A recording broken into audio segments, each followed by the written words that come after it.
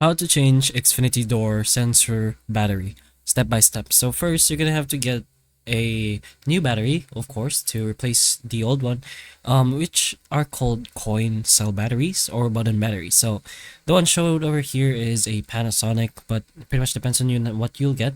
And of course, you'll only need one, so don't mind the fact that we showed five.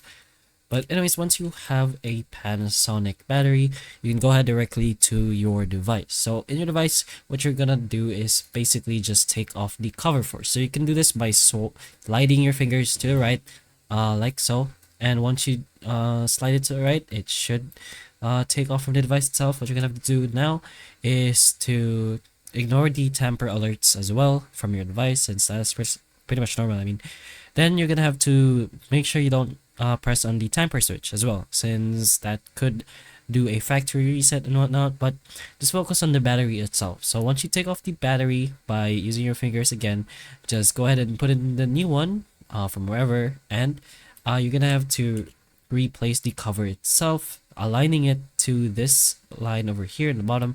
And once you do that, the tamper alert from your device will disappear, and all the alerts and pretty much the similar stuff.